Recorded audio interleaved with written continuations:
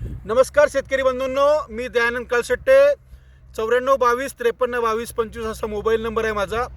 दादा, आज जो व्हिडिओ देतोय, ऊस हे पीक आपणाला आपल्या स्वप्नपूर्ती करण्यासाठीचं आधारभूत असलेलं हे पीक आहे.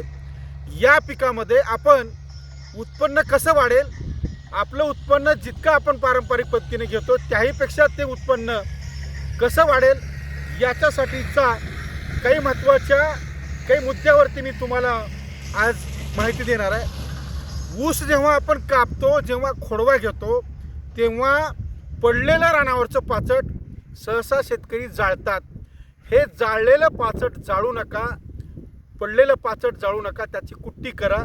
आता तरी लातूर जिल्ह्यामध्ये जवळजवळ मशीन आल्यात, मशीन हे आपलं पण कुट्टी करून देत आहे.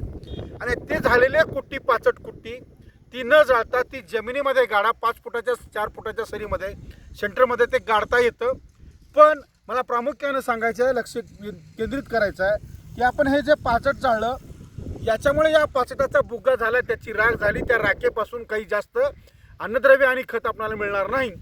पण हे न जाळता जर समजा आपण ते जमिनीमध्ये गाडलं तर साधारण एकरी 10 ते 11 किलो नत्र म्हणजे युरियाचं खत आपल्याला इथं जमिनीत आपणच या पाचटापासून मिळू शकतो.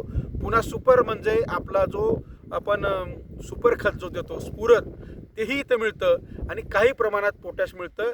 दादा हो, जाळू नका. आणि हे काही लोकांचा प्रश्न आहे की न जाळलं नसलं आणि तसं ठेवलं तर काही अडचणी येतात. कसं जाळायचं हे प्रश्न असतील तर मी कसं हे गाडायचं हेही थोड्या वेळात दाखवतो. शेतकऱ्यांनी ऊस कापल्यानंतर पुन्हा हे बगला मारण्याचं काम केलंय. बगला मारल्यानंतर काय होतं, तिकडची माती, इथं जे तुटलेलं म्हणजे चुरा झालेलं जे पाचट आहे ते सगळं पाचट आतमध्ये बऱ्याच पद्धतीनं मध्ये दबलंय. आणि हे याच्यावरती आता शेतकऱ्यांनी पाणी दिलेलं आहे. त्या शेतकऱ्यांनी स्प्रिंकलर दिलंय. ही ओली माती आहे. या ओलाव्यामुळं हे जे पाचट आहे ते आपोआप कुजणार आहे आणि हे कुजून याचा इथं खत होतो. याचा एक खत होतो, त्या खताचा फायदा आपल्याला मिळतो.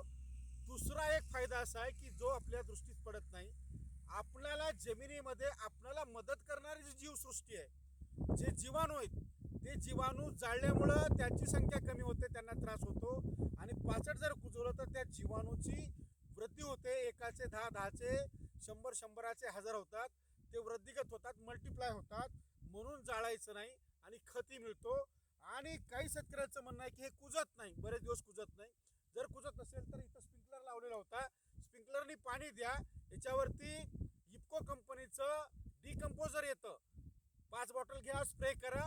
किंवा मायक्रोरायझा येतो, बेस्ट ॲग्रोचा मायक्रोरायझा येतो, बऱ्याच कंपनीचा मायक्रोरायझा येतो. मायक्रोरायझा याच्यावरती टाका किंवा सुपर खत टाका, युरिया थोडा थोडा टाका आणि ओलसर करा.